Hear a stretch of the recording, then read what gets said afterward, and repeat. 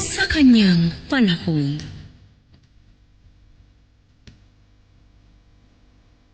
Kapag may simula, may wakas. Maraming maaaring maganap. Mga bagay na hindi natin inaasahan. Ito ang hiwaga ng buhay. Sa bawat yugto, may masama at kabiguan, pangungulila at kalungkutan na tila walang katapusan.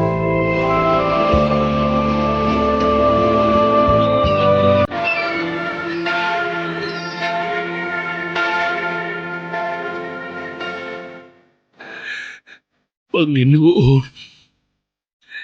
laan akong magdusa sa kasalanang nagawa.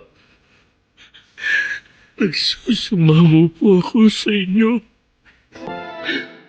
Pakain niyo po sa tamang landas.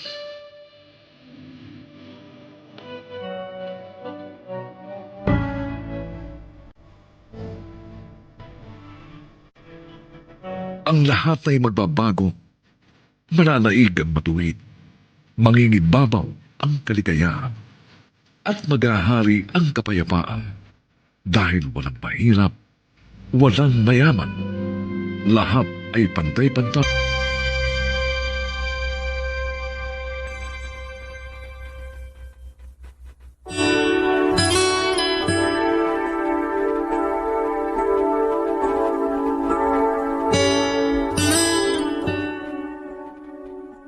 Dahil sa kapansanan, akala natin hindi niya kakayaning abutin ang kanyang mga pangarap sa buhay.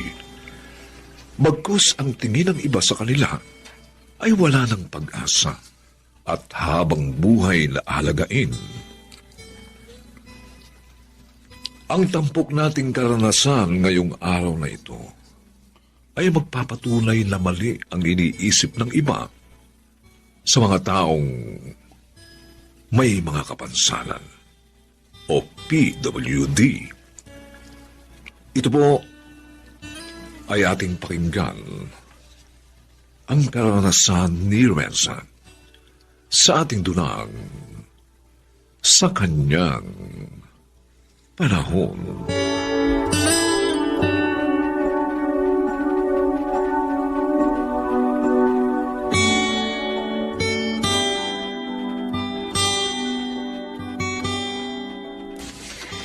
Reza? Ay, dala ko na ang hapunan mo, anak. Pasensya ka na kung medyo natagalan, ha? Ayos lang po, ma. Salamat po. Hindi ka ba nalulungkot, anak? Nandito ka lang palagi sa higaan mo. Minsan po, nalulungkot ako. Gustuin ko man pong lumabas ng kwarto. Kaso hindi ko po magawa. Kasi mahihina ang mga buto ko sa paa at tuhod. Sana magkaroon na po ako ng wheelchair. Wheelchair? Ang mahal-mahal nun? Saan kami kukuha ng pera ng nanay mo? Pambili nun? At saka kahit na magkaroon ka pa ng wheelchair, wala ka pa rin pakinabang. Oleg, huwag ka naman ganyan sa anak mo. Na bakit, Nelia? Totoo naman ang sinasabi ko. Sa loob ng 18 taon, wala naman tayo naging pakinabang dyan kay Reza. Tapos araw-araw, naghihirap ka para lang paliguan, bihisa ng damit at pakainin ng taong yan. Buti nga, pinatigil mo na yan sa pag-aaral para hindi araw-araw nagbubuhat ka dyan sa pabigat na yan. Pa, sorry po. Nako, walang magagawa yung sorry mo. At ikaw, Nelia, bilisan mo dyan. Marami ka pang gagawin dito sa bahay. Ma, bakit ganun po si Papa? Mahal po ba niya ako? Anak, huwag mo nang isipin yung sinabi ng papa mo. Basta ako at yung mga ate mo, mahal ka namin. At kahit kailan, hindi namin inisip yung mga sinabi sa'yo ng papa mo. Ang laki ng problema natin. Hindi ko alam kung saan kukuha ng pera para pambayad sa utang natin kay Sir Ramon. Baka naman pwedeng sa susunod na buwan na lang.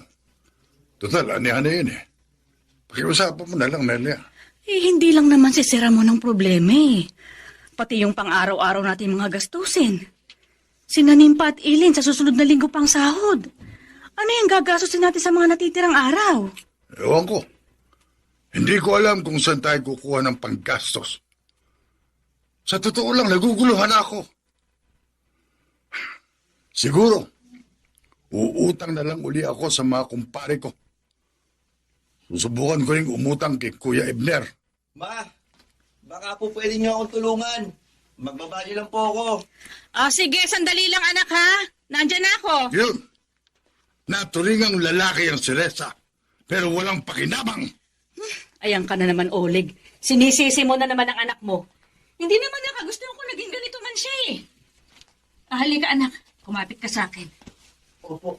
Nako, nakakainis. Bakit ba kasi puro na lang kamalasan ang dumarating sa pamilya ito? Ma, Huwag ka nang malungkot, Reza. Alam ko balang araw, mapapagtanto din ng papa mo ang kahalagahan mo sa pamilya natin. Naniniwala ako na may rason ng Diyos kung bakit kanya binigay sa amin.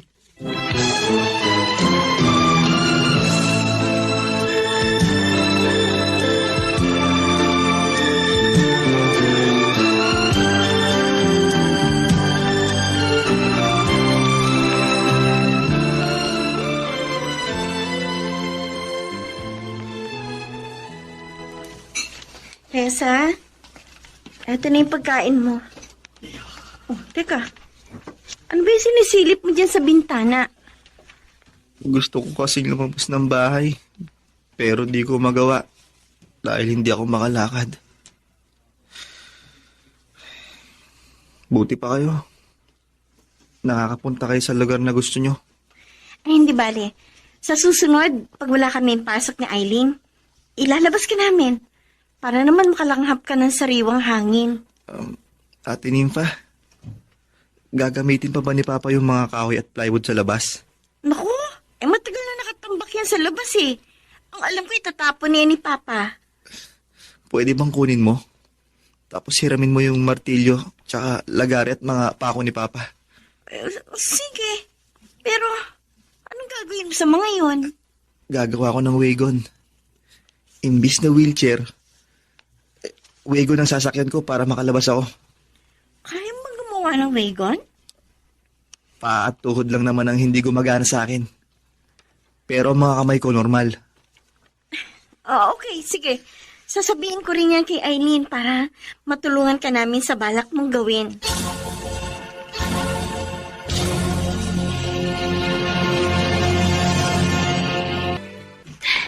Ayan, Reza. Tapos na yung wagon mo. Nagawa mo rin, Reza. Salamat sa tulong nyo, Ate Nympha, Ate Eileen. Kung hindi nyo ako tunulungan, hindi mapapadali ang paggawa ko ng wagon. Dali, sakyan mo na. Aalalayan ka namin ni Ate Nympha. Oo nga. Ika, ha? 1, 2, 3.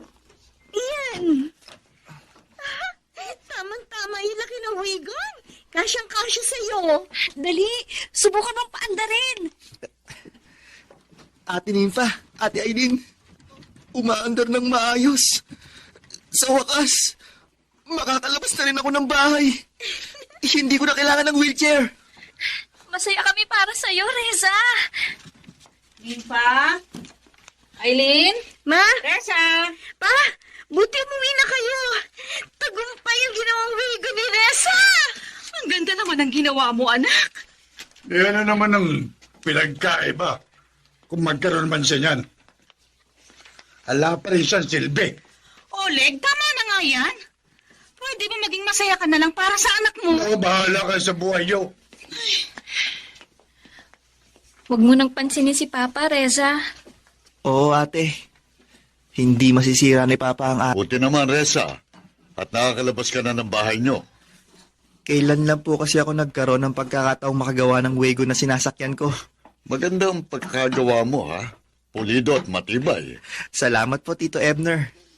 Kaya po pala ako pumunta dito. Gusto ko po sanang mag-apply ng trabaho sa furniture shop nyo. Para makatulong naman po ako sa pamilya ko. Magaling po akong gumawa ng mga muebles, maglilok. Normal naman po ang mga kamay ko kaya magagawa ko po ang trabaho ko. Tingin ko naman, makakagawa ka nga ng mebles. Magaling kang magliluka mo. O sige, bibigyan kita ng pagsusulit, ha? Sige po. Itong maliit na kahoy na ito. Mag-uukit ka dyan ng kahit anong disenyo. Pag tapos ka na, bumalik ka dito. Pag nagandahan ako sa ukit mo, i-ahal kita sa furniture shop ko bilang manlililo. Ha? Salamat po, Tito Ebner.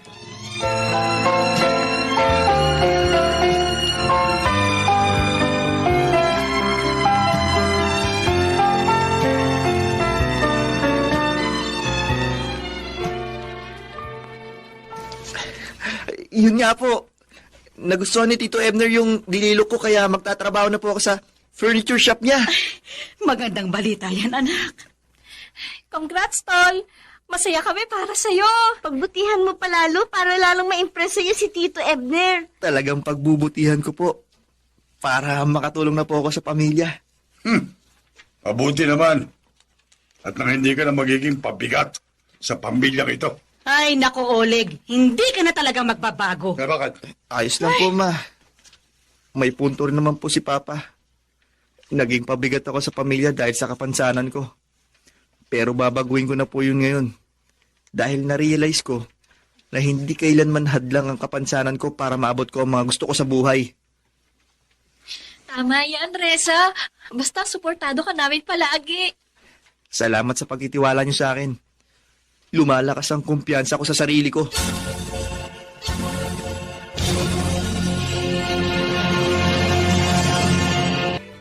Salamat naman napadalaw ka, Kuya Ebner.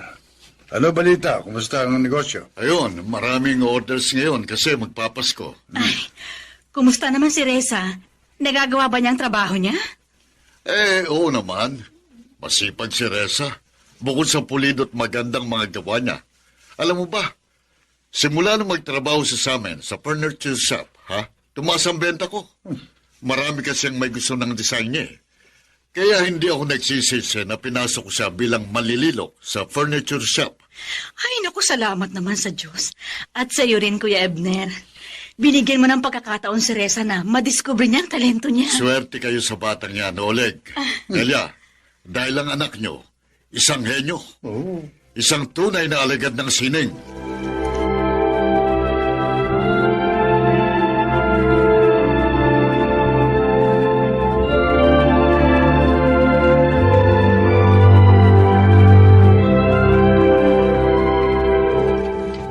Pa, Bakit? Anong kailangan mo? iaabot ko lang po sana sa inyo tong natira sa sahod ko. Pandagdag po ninyo sa pambili ng binhi para sa susunod na anihan. Salamat. Alam niyo po, ito po ang unang beses na narinig ko na nagpasalamat kayo sa akin. Masarap pakinggan sa tenga. Ipinapangako ko sa iyo. Simula ngayon, magiging mabuting ama na ako sa iyo.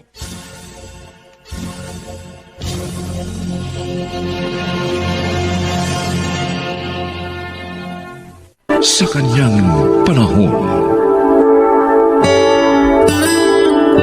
nakaaakit ang kapangyarihan.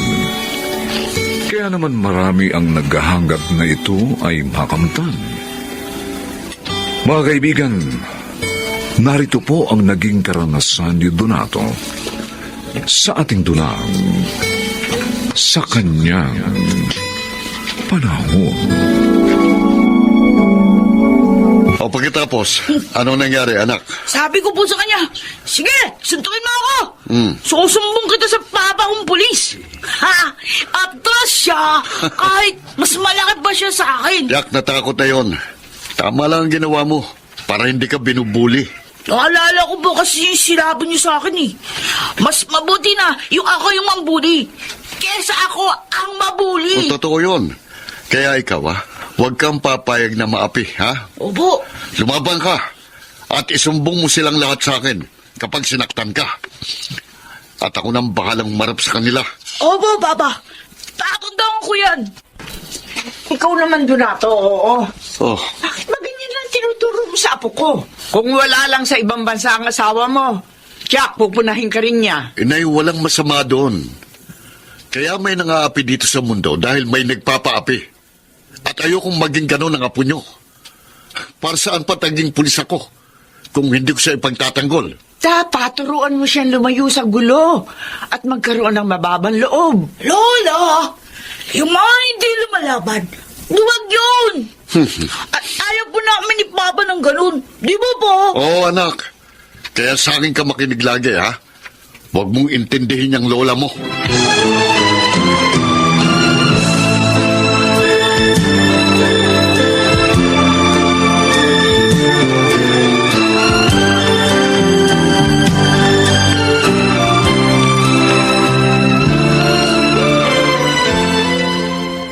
Sobra naman ang anak ninyo, Aling Salud.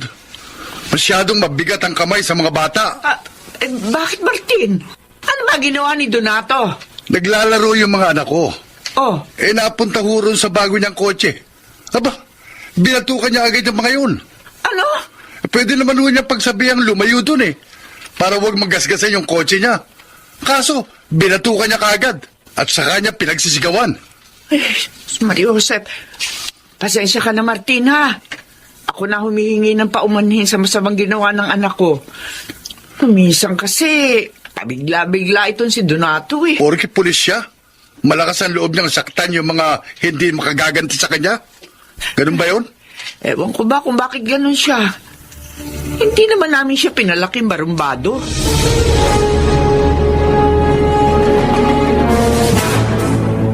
Inay, dapat lang sa mga batang yun ang batukan. Dahil matigas ang ulo nila. Hindi maglaro sa bakuran nila. Ang ingay pa. Pero mali pa rin yung ginawa mo, Donato. Hindi mo anak ka mga iyon. Gusto mo bang gawin din ng iba yung kay Bonbon? Yan ang hindi nila magagawa sa anak ko, Nay. Dahil malilintikan sila sa akin. Mananagot sila. Kaya nga, huwag mong gawin sa iba ang ayaw mong gawin sa iyo ng kapwa mo. Anak, makinig ka naman sana. Para sa iyo naman yung sinasabi ko. Mali na gawin mong panakot sa mga tao ang kapangyarihang ibinigay sa iyo ng batas. Tama na nga usapang ito. Sinisira niyo araw ko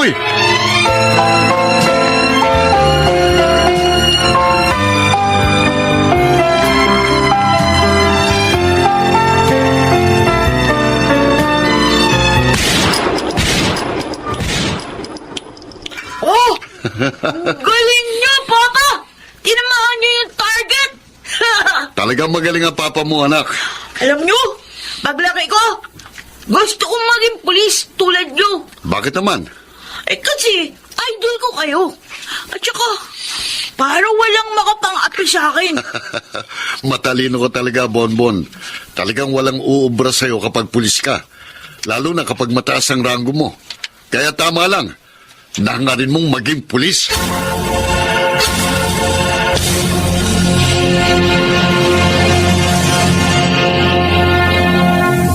Lito, Apo, Po, halika nang kumain at habang mainit pa itong pagkain, mamaya mo na ituloy ang pagbabasa mo. sige po, Lolo. Oh, Lolo, Ano yan? may tatanong po sana ako sa inyo Tungkol saan? Bakit po ba hindi ko kinagis na ng nanay at tatay ko? Apo, buntis noon ang nanay mo sa iyo. Kaso niloko siya ng tatay mo. Sinawing palad naman na mamatay siya nang isilang ka. Kung ganun, talagang putok ako sa buho. Ano? Apo, may magulang ka. Huwag mong pansinin ang madalas na panunukso sa'yo ni Bonbon. Inggit lang yun sa'yo dahil mas matalino ka sa kanya. Minsan po kasi, Lolo, nakakabi ko na siya Lagi na lang niya akong pinapaya sa mga tao. Lagi niyang pinapanakot ang papa niyang pulis. Hayaan mo, Apo. Kakausapin ko si Salud, yung lola ni Bonbon. Baka sakaling mapagsabihan niya ang kanyang apo at makinig sa kanya.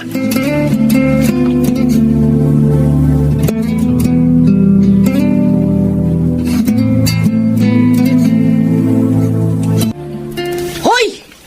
Putok sa buho! Dali nga! Lagi mo na lang ako tinatawag ng ganun. Alam mo namang Lito ang pangalan ko ah. O bakit? Totoo namang puto ka sa buho ah. Kasi wala kang nanay tsaka tatay. Ha? Uwi na ako. Tiyak na inintay na ako ng lolo ko. Hindi ka lang pala putok sa buho eh. Bastos ka pa. Kinakausap pa kita, iiwan mo na ako. Eh, ano pa ba ang sasabihin mo? Tigilan mo ng pagsipsip sa advisor natin ha. Alam ko naman eh. Kaya matataas yung mga grade mo sa test natin. Dahil sumisipsip ka sa teacher. Hindi totoo yan ha. Totoo yan! Kunwari, tinutulungan mo pa.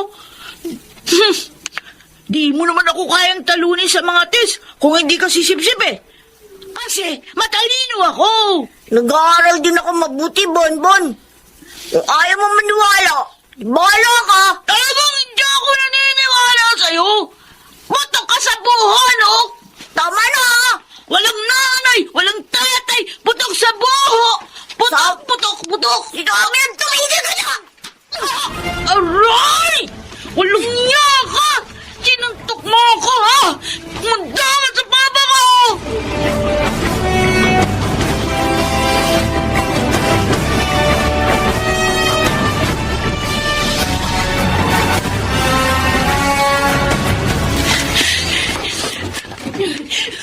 Papa! Lolo! Oh, Mondon! Bakit ka umiiyak? oo nga. Ano nangyari? Umahangos ka pa nang dumating. Kasi si Lito, Oh. tinuntok ako! Eto! Oo nga. Walang yan yun. Hindi na natakot sa kinalaban niya. Huminahong ka. Anong yung minahon na yan? Ka muna ba sa magalit, Donato? Alamin muna natin ang punot dulo ng lahat. Inay, sinuntok ang anak ko, tapos sasabihin niyo, huwag akong magalit. Anong klaseng payo ba yan? Pupuntahan kong walang yung batang yun. Igaganti kong anak ko.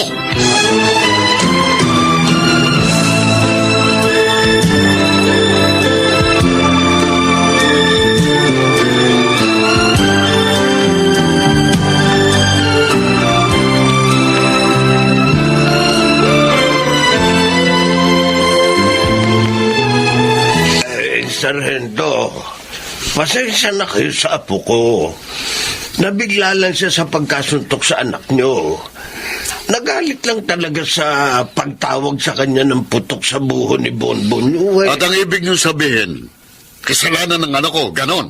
Ang ibig kong sabihin, hindi naman po palaaway ang apo ko eh. At ang anak kong palaaway. Ang hirap sa inyo, Mangklaro. Matanda na kayo, wala pa kayong pinagkatandaan. Ang sakit nyo naman magsalita, Sargento Donato. Tama na po, Lolo Claro. Dahil ipinagtatanggol mo pang apo mo, kasalanan naman niya talaga. Maniwala po kayo. Si Bonbon po talagang nangulang mga sar. Sinungaling! Kahit sa akin. Sinungaling ka! Dapat sa'yo turuan na leksyon. Sargento, teka, babarilin yung apo ko. Lolo. Huwag naman, Sargento. Huwag, ha? Bata yan eh, maawa ka. Ganon! Kung ganon, magsama kayo!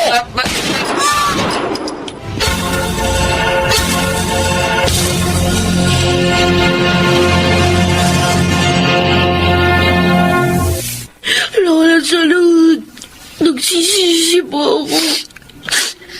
Ana, di ko nalagay ng sarsilito. Para hindi niya ako sinuntok. Kasi manahingit ako sa kanya eh. Kasi palaging matataas ang nakukuha niyang grade sa test namin. Sana nga, Apo. Hindi mo na lang tinawag ang papa mo. Sana makaligtas si Nelito sa kamatayan. Huwag sana sila mamatay. Apo, sandali Matawag yung anak ni Claro na nagbabantay sa kanila sa ospital. Hello, Nida? O ano, kumusta na? Ano nalagay ng maglolo? Ha? Lola, bakit po Ano bang sabi nung kausap niyo?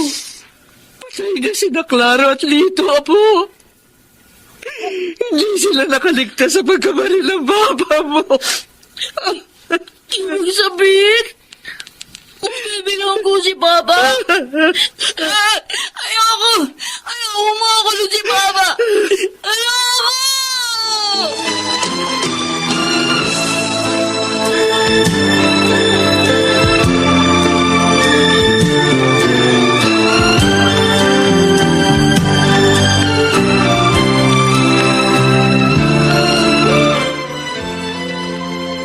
Inay, mabuti dumating na kayo.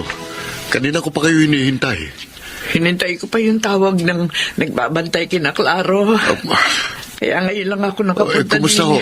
Nagkamalay na ba si Mang Claro? Si Lito, ano nang nangyari sa kanya?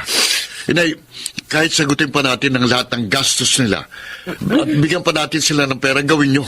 Ang importante, makalaya ako dito. Anak, tatagan mo sana loob mo. Ano pa ibig nyo sabihin? At bakit kayo umiyak? Ano na ba nangyari? Wala na yung mga binaril mo. Oh, Patay na si Nalito at Mang Claro. hindi. Diyos ko, ano itong nagawa ko? Paano na ako ngayon? Paano na?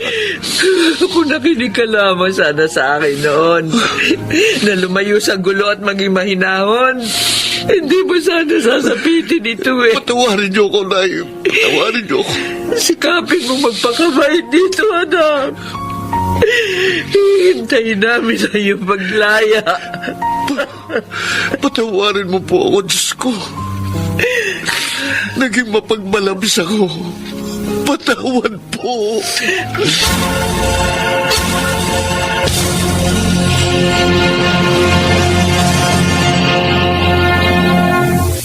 Sa kanyang panahon, marami tayong nakikita at naririnig na nasisira ang isang pamilya dahil sa pangangaliwa ng isa sa mag-asawa. Bakit kaya nangyayari ito? At ano ang nagiging epekto ng hiwalayan ng mag-asawa sa kanilang mga anak?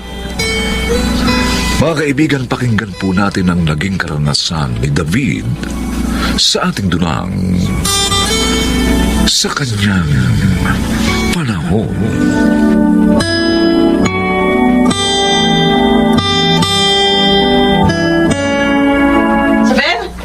Sabel! Ma'am! Bakit po? Nasaan si Ram? Tulog na po yung anak niya, ma'am. Si David. Ma'am, hindi pa po umuwi. Anong oras umalis? Kanina pa pong mga alas 5 ng hapon, ma'am. Ano? Ibig mo sabihin, kanina pa siya nasa lakwatsahan? Ha! Sigurado ako, nandun na naman yung sa bahay ng karida niya. Oh, buksan mo yung pinto. Baka si David na yan. Ay, opo, ma'am. Ay, ma'am, narito na po si Sir David. Saan ka galing? Mind your own business. Sabi ko, saan ka galing? Bakit ka ba matanong? Ikaw hindi kita pinakikialaman sa mga ginagawa mo. Bakit? Ha? Nasa bahay ka na naman ng karida mo magdamag? Ano bang gusto mo? Naghahanap ka na naman ba ng away? Asawa mo ako, David. Kaya ako ang higit na may karapatan sa'yo, hindi yung karida mo! Asawa? Kailan ka naging asawa ko? I mean, kailan mo ginampanan ng pagiging isang may bahay ko? Ano? Bakit wala kang may sagot? So, ako binabaligtad mo, ha? Ikaw nga dyan, minsan hindi ko naramdaman na asawa kita. Dahil si Janice lang ang lagi nasa isipan mo. Kung wala kang magandang sasabihin, mabuti pa pagpahingahin mo na lang ako. Huwag ka bastos! Ano ba? Bitiwan mo ko! Pagpalit na rin ko, gago!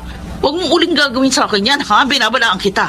Hindi ako katulad ng mga babae mo na pumapayag na gulpe ng mga asawa nila! Sinisiguro ko sa'yo, David, na kapag ginawa mo ulit sa akin ito, wapulutin ka sa kangkungan! Look! Kahit anong gawin natin, babagsak din sa ganito ang usapan. Dediretsahin na kita. Lumayo ka na sa kirida mo dahil ako ang legal wife mo! fine. Basta kumilos ka ng naaayon. Para na rin sa kapakanan ng anak natin. Ayoko na. Hindi ka Ako! Hindi! Hindi ka makakalis sa bahay. Sige, subukan mo. Subukan mo. At subukan mo lang hiwalayan ako. Hindi ako magdadalawang isip. Durugin ka! Mildred. Akin ka lang, David. Sa ayaw at sa gusto mo. Hindi ko hahayaang agawin ka sa akin ang kinita mo over my dead body!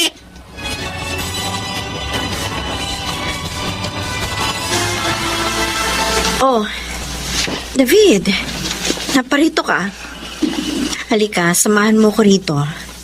Coffee or tea? Janice, aalis na tayo rito. Mamumuhay na tayo ng payapa.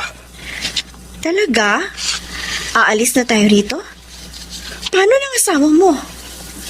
I'm sure na hindi siya papayag. Wala akong pakialam sa asawa ko. Bahala siya sa buhay niya. Ang importante, magsasama na tayo. Pero kilala ko si Mildred. Kapag umalis tayo, sigurado akong hindi niya tayo titigilan. Lalong masisira ang buhay natin, ang pagmamahalan natin. Akong bahala. Alam ko kung saan tayo magtatago. Pero kilala ko si Mildred. May pera yon at tiyak na gagamitin niya yon para matuntun tayo. Akong bahala. At paano tayo nakakasiguro na magiging maayos ang lahat?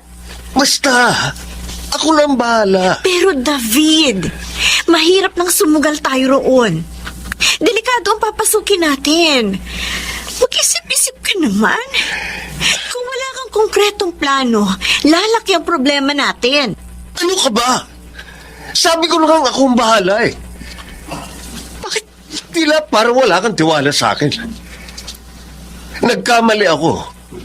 Parehong-pareho kay ni Mildred. Masyadong nagmamagaling. Akala ko ba mahal mo ko? Bakit niyo ako ginagalito? Pinagmumukha niyo akong tanga at walang alam. Hindi sa ganun. Gusto ko lang masiguro kung ano ang magiging buhay natin kung sakaling umalis na tayo rito. Janice, tapatin mo ako. Mahal mo pa ba ako? Mahal na mahal kita, David. At alam niya ng Diyos. Kung ganun, sumama ka sa akin. Sige, David. Sasama na ako sa'yo.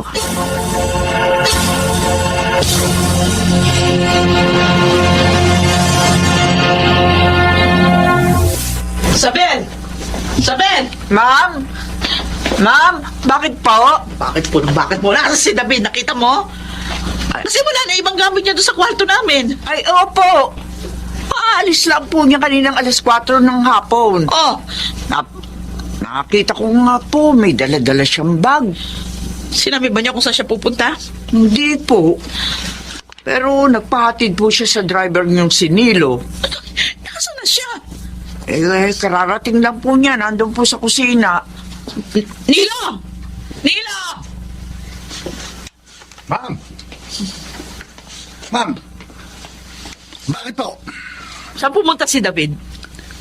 Sa condominium po sa Cubao, ma'am. Ha? Hindi po niya sinabi sa akin kung sino po yung pupunta niya ron eh. O kung gano'n, samahan mo ko. Samahan mo ako pumunta doon. Sigurado ako, nandun yung sa kirida niya. Doon yun pumunta. Ha? Bilis na, ihanda mo yung sasakyan. O, Sabel, ikaw naman, batayan mo sila habang wala ako, ha? Opo. Makuha nga yung baril na tinatago ko dito sa drawer.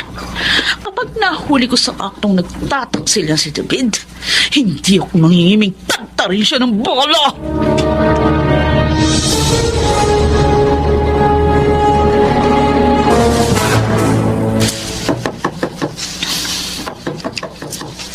May bisita ka bang inaasahan ngayong gabi? Actually, maliban sa'yo, wala akong inaasahang bisita ngayong gabi. Teka, sisilipin ko kung sinong bisita natin. David, si Mildred. Oh, Ako nang haharap sa asawa mo. Magtago ka muna. sige.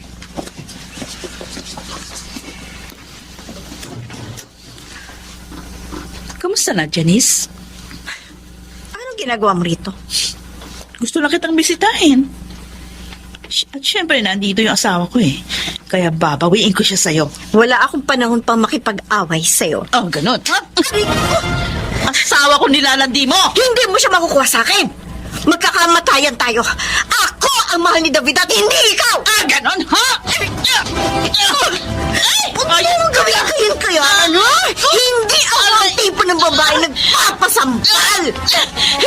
Kung ayaw mong masampal, hiwalayan mo si David! Kung nangangati ka na sa sobrang kalandian mo, magpakamot ka sa ibang lalaki, magsasawa ko! Ha? Mildred! Huwag ka sa loob. Huwag kang mag-iskandalo dyan. Pinag-aralan ka pa naman, nakakahiya ka. Kaya lang ako na parito para sunduin ka, mahal kong asawa. Wala akong balak makipag-away sa'yo. Hindi na ako sasama sa'yo. Hindi ka sasama sa akin? Pwede kitang idemanda. Ayaw sumama sa'yo ni David. So get out of our house! Kinagalit niyo talaga ako, ha? Kung hindi ka nababalik sa akin, David, dapat sa inyong dalawa mamatay! Mildred, baba mo yung baril mo. Mga walang hiya kayo! Mga taksil!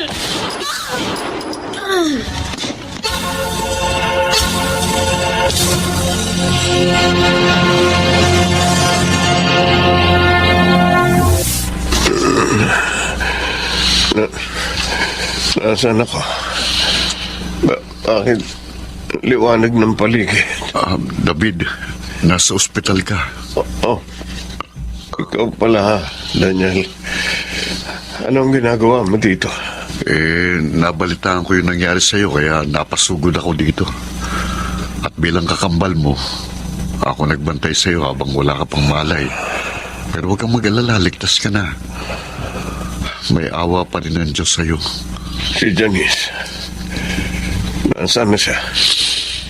Ang alam ko, pareho kaming binaril ni Mildred. Sorry, Tol. Pero balita ako, dead on spot si Janice. Si Mildred naman nakakulong na. Oh, Diyos ko.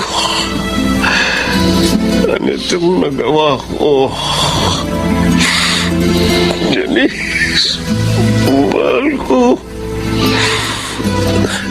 Kasalanan ko lahat. Hindi siya mamamatay kung hindi dahil sa akin. David.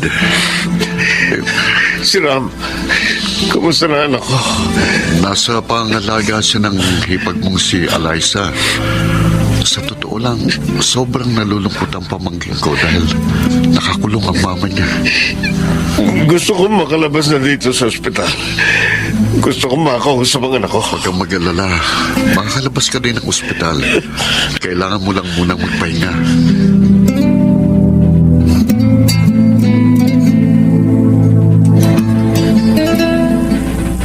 Ram! Huwag ka masyado malikod yan sa labas. Baka maaksidente ka. Opo, Tita Eliza! Ram, I hate you, Papa! anak, sandali. Kakausapin lang kita. Dahil sa'yo, kaya nakakulong si Mama. Sabi pa sa akin ni Tita Eliza, iniwan mo si Mama para ipagpalit sa ibang babae. Anak, naiintindihan ko ang nararamdaman mo sa akin. Tatanggapin ko ang galit mo. Pero alam mo ba, pinagsisisihan ko na ang lahat ng mga nagawa kong kasalanan. Kung hindi dahil sa akin, sana buhay pa si Janice. Sana hindi nakakulong ang mama mo ngayon. At higit sa lahat, buo ang pamilya natin. Bakit mo ba nagawa yung kay Mama? Ram, minahal ko naman ang mama mo. Pero ni minsan, hindi ko naramdaman na minahal niya ako. Nakita at naramdaman ko yun sa ibang babae. Sa Tita Janice mo. Pero anak, wala akong balak na tumakas sa responsibilidad ko sa'yo. Oo, siguro, nagkamali ako. Pero alam kong maiintindihan mo rin ako paglaki mo. Ram, patawarin mo ako. Nakikiusap ako sa'yo. Hindi ko kayo mapapatawad.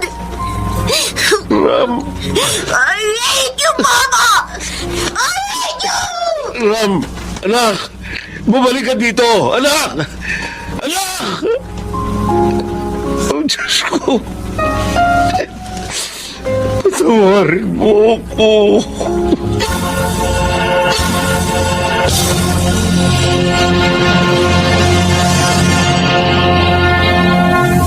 Sa kanyang panahon,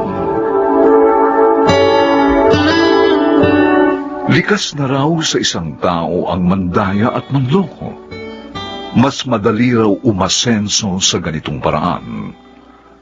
At ni hindi nila alintana ang magiging bunga at kabayaran ng kanilang ginagawa. Mga kaibigan, narito at ating pakinggan ang naging karanasan ni Mando sa ating dunang sa kanyang panahon. Eh, anong diferensya ng kotse ko? Ma'am Garon, meron po tayong papalitang pyesa. Ah, ganon? Oo. Magkano magagastos? Mga 10,000 po kasama ng labor. Gano'n naman katagal yun magagawa. Kasi kailangan kong gamitin agad. Ganun ho. O sige po, ma'am. Sa inyo na lang po unahin ko. Naku, ang dami mong nakapilang gagawin dito sa talyer. Nakakahiya naman doon sa ibang mong customer. First come, first serve pa naman. Kayo pong pinakamatagal ko ng suki, kaya kayo na pong uunahin ko. Talaga? Oo. Naku, maraming salamat, ha? O, hindi bali. Bibigyan na lang kita ng tip. Naku, yan ang gusto ko sa inyo, ma'am. Kayo ang pinakababait at pinakagalante kong customer. Kaya kayo rin pong pinakamalakas sa akin.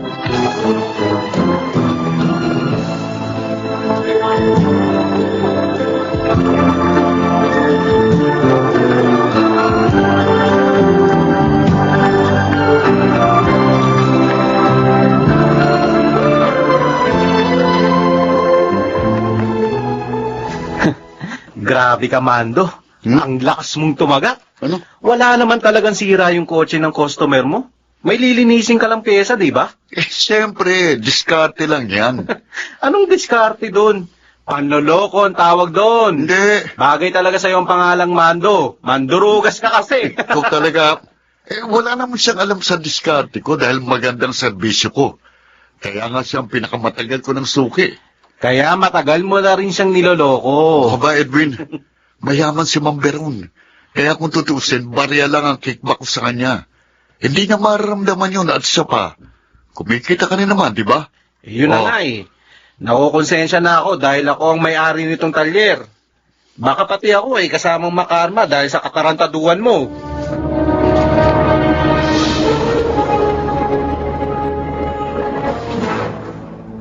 Oy, kumusta na si Mando? Ayos ba yung trabaho niya? Hindi ko na po gusto ang mga ginagawa niya eh. Ha? Dinadaya po niya mga customer namin. Bakit di mo lang sinabi sa akin? Nakakaya naman sa'yo. Pero huwag ka mag-alala. Pagsasabihan ko siya. Nako, wag na po. Magagalit po yun sa akin. Iisipin po niya nagsusumbong ako sa inyo. Anak ko si Mando. At obligasyon kong ituwid ang mali niyang ginagawa. Dapat nga. Noon nung pa ito sinabi para hindi siya mawili.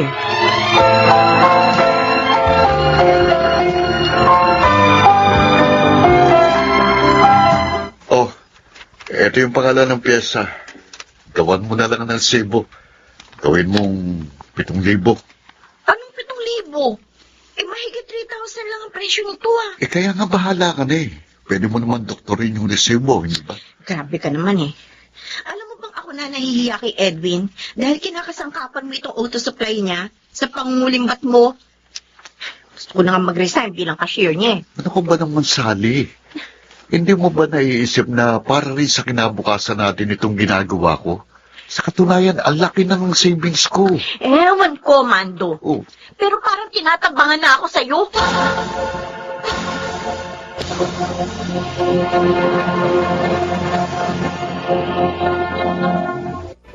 Gusto mong bumili ng sasakyan? Slightly used lang, murang-mura. Teka, magkano ba tsaka anong klaseng sasakyan? Juan, galing Korea. Parang bago pa, pero 250,000 lang. Kulang ang pera ko eh. Mahigit 100,000 lang ang pera ko sa bangko eh. Uy, umunta ka na lang kay Edwin. Tapos, pag nabili mo yung sasakyan, di ibenta mo uli. Madali na yung ibenta ng kalahating milyon. Oo. Di ba, ang laki ng kikitain mo? Legal ba yan? Oo naman. Dami ko na nga kakilala bumili. Okay, sige, call ako. Kukuha ko ng 1 unit.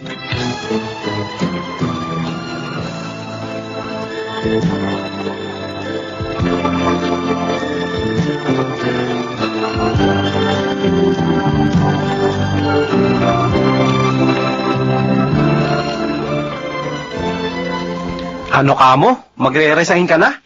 Nahihiya na kasi ako sa'yo eh. Alam mo na sigurong ibig kong sabihin. Bakit ka kasi pumapayag? Kung talagang mahal mo si Mando, hindi mo dapat kinukusinti ang kalokohan niya. Mag-aaway lang kami. At ayokong dumating ang oras na tayo naman ang mag-away. Kaya magre-resign na lang ako. Sally, kailangan kita rito sa auto supply. Wala akong ibang mapagkakatiwalaan, kaya huwag kang aalis. Pero hindi ko na nga masikmura ang ginagawa ng kaibigan mo. Huwag kang mag-alala. Pagsasabihan ko siya. Wala ka rin naman magawa eh. Alibasa, isa ka rin konsentidor eh. Gaya ng nasabi mo, ayoko rin mag-away kami. Pero hindi ko na mapapalagpas ang ginagawa niya. Kaya magtulungan na lang tayo.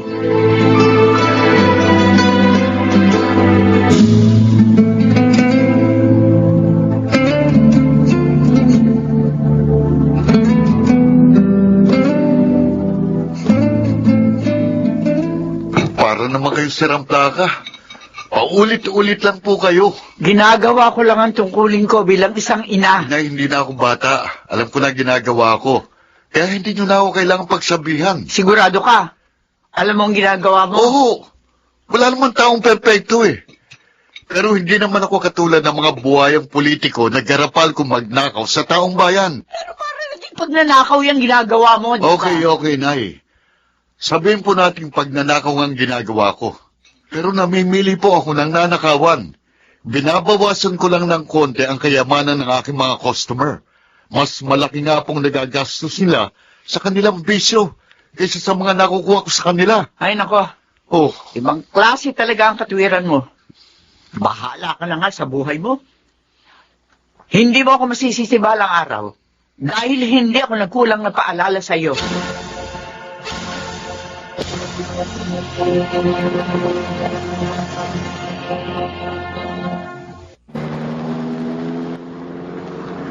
O ano mas kasabi mo? ayos. Naganda. Para talagang brand new.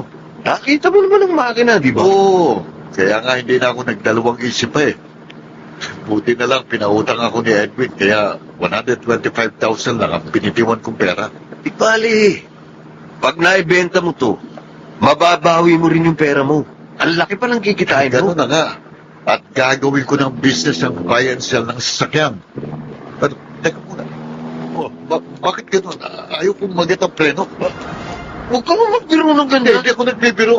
Ayan o, tingnan mo, kahit paulit-ulit ko tapakan itong preno, ayaw talagang kumana. Hindi! Mababangga tayo!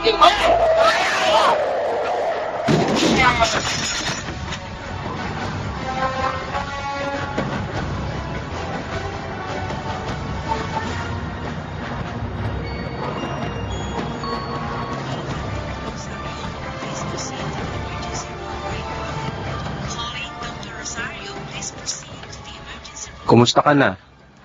Eto, minor injury lang ang inabot ko. Pero si Mando, siya minalas dahil andun pa siya sa operating room. Lalagyan daw ng bakal ang binti niya. Ano ba talaga nangyari? Nawalan kami ng preno eh. Nabangga kami sa poste. Paano nangyari yun? Mekaniko si Mando, kaya imposibleng hindi niya na-check ang kondisyon ng sasakyan.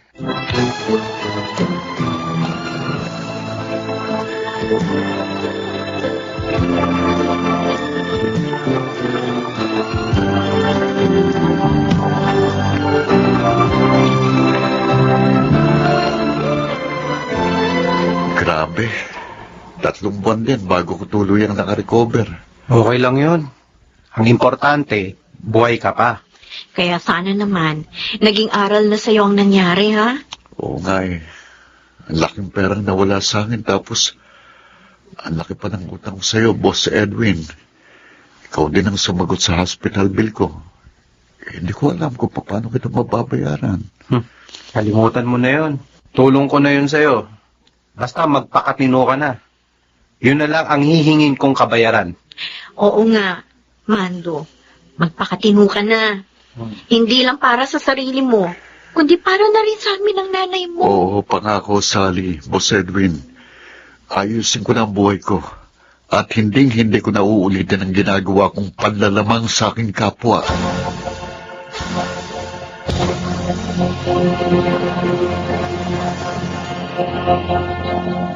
Sa kanyang panahon,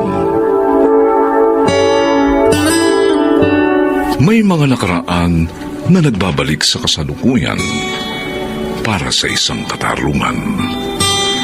Mga kaibigan, narito po ang naging karanasan ni Noli sa ating dunang Sa Kanyang Panahon.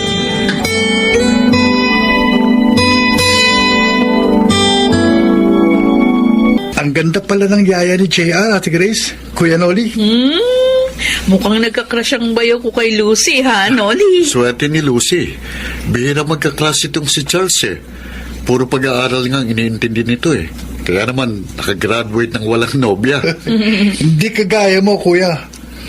10-5 sa iyong crush. Pati na girlfriend. Ikaw talaga, Charles. Noon yun. Nagbago na ako. At yun ay mula ng paksalan ko itong hipag mo. At sana nga, forever na yung pagbabago mo.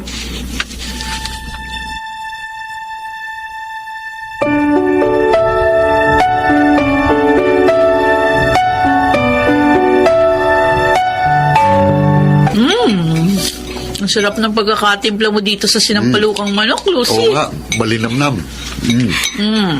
Salamat, ha. Lagi na lang ikaw yung nagluluto ng hapunan natin. Kasi ate, alam kong pagod na kayo ni Kuya galing sa trabaho. Wala naman po ako masyadong gawa dito, kaya okay lang kahit ako na po ang magluto. Ang sipag mo talaga. Pabuti na lang.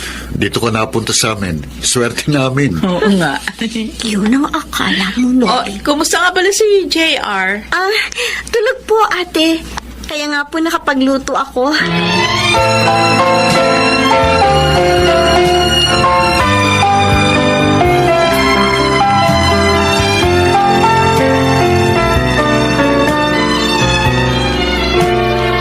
May yaya na pala kayong nakuha para sa apo ko, Grace. Opo, itay. Isang buwan na rin sa amin si Lucy. O, paano mo naman siya nakilala? Rekomendado ba ng kaibigan mo? Hindi po. Minsan po kasi namili ako nahirapan ako dahil ang dami kong dala. Tinulungan ho niya ako at nalaman ko, naghanap siya ng trabaho, kaya kinuha ko siya. Hindi mo pala siya personal na kilala. Hindi po, pero mabait naman ho siya at masipag. At saka mapagkakatiwalaan. Sa isang buwan niyang pagtatrabaho dito, wala naman kaming maipipinta sa kanya. Hindi pa rin kayo nakatitiyak, anak.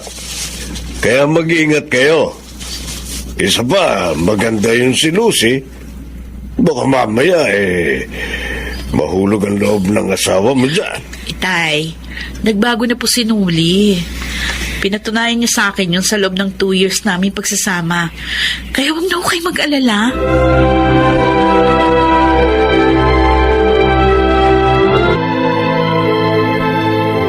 Sana magustuhan ni Lucy itong pasalubong kong pizza. Sana ito nang simula ng pagiging malapit siya sa akin. Kasi lagi na lamang niya akong iniiwasan kapag gusto kong makipagkwentuhan sa kanya. Narito na ako sa kusina. Tatawagin ko na siya. Ay, oo, Aling Rita. Sigurado magugustuhan mo yung dadali kong sanggol sa'yo. May kausap si Lucy sa cellphone. Huwag kang mainip. Magugulat ka na lang isang araw, dala ko na yung bata. O, basta ha, ihanda mo na rin yung pera. Sino yung kausap niya? At bakit ganun sinasabi niya? O, sige, bye-bye. Nagbibenta ba siya ng bata?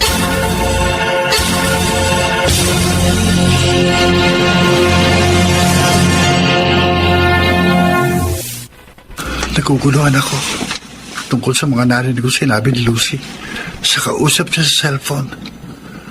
Dapat ko bang sabihin yung kila kuya? Charles, parang malalim ang iniisip mo, Ikaw pala, Kuya Nori. Nakita kita rito sa sala. Parang may malalim na iniisip. Kaya nilapitan kita. May problema ka ba? Oh, wala, Kuya. Oh, huwag mo sabihin sa akin si Lucy ang nagpapagulo sa isip mo. Hindi, Kuya.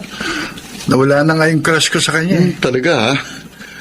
May nakita ka sigurong mas maganda, no? Ala naman.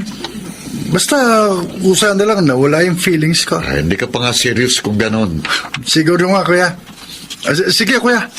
Tutulog na ako.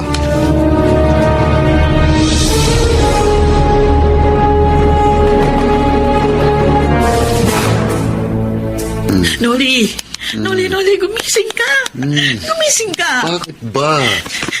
Wala naman tayong pasok ngayon sa office, Matulog pa tayo. Si JR nawawala. Ano? Oo. Sigurado ka ba? Kanina pa ako gising. Hinanap po sila ni Lucy sa labas. Nung makita kong wala sa kunan niya si JR. Pero wala sila sa labas. Pinagtanong ko sa mga kapitbahay natin. Sabi, hindi sila nakita. Si Charles. Ginising mo ba si Charles? Yun nga ang isa pa. Wala din yung kapatid mo.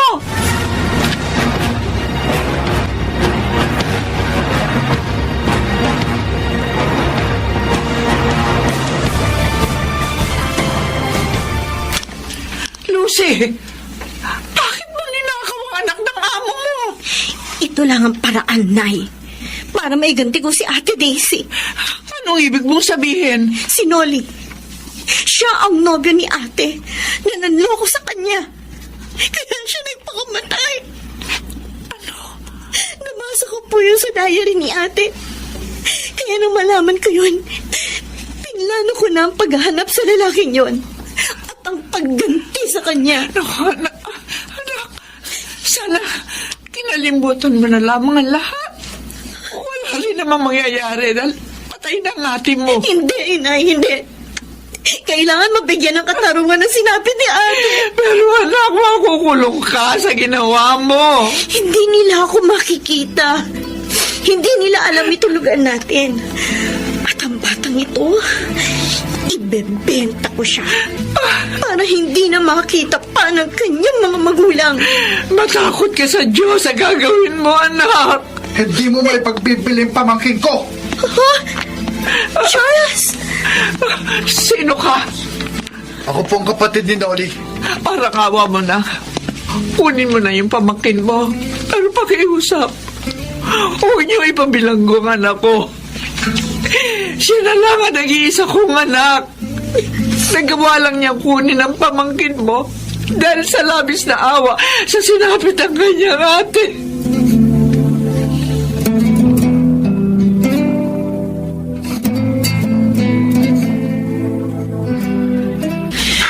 Mabuti na lang at nakita mo si Lucy nang kunin niya si JR sa kwarto namin ng ate mo. Sinubaybayan ko siya, Kuya. Dahil na rin sa narinig kong mga sinabi niya sa kausap niya sa cellphone. Kasalanan mo, Noli. Huh? Kaya muntik na mawala sa atin ang anak ko. Ang anak natin. Mapaglaro ka kasi sa pag-ibig. Alam mo namang nagbago na ako. Si Lucy, siyang may kasalanan. Dapat siyang makulong. Kung ipabibilanggo mo siya, dapat ka rin makulong. Grace! Dahil ikaw may kasalanan. Kaya nagpakamatay yung kapatid niya.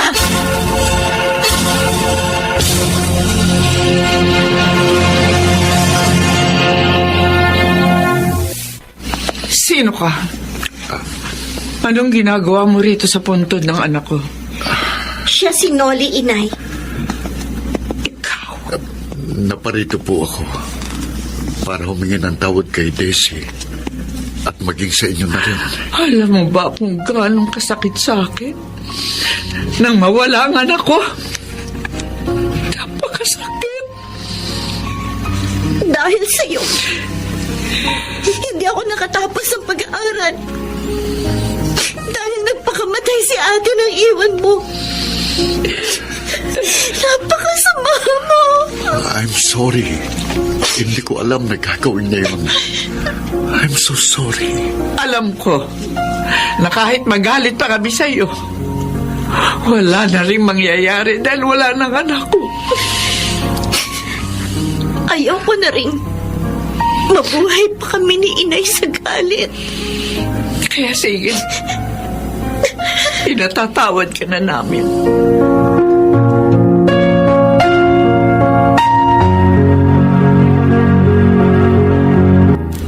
Sa kagaling, Noli.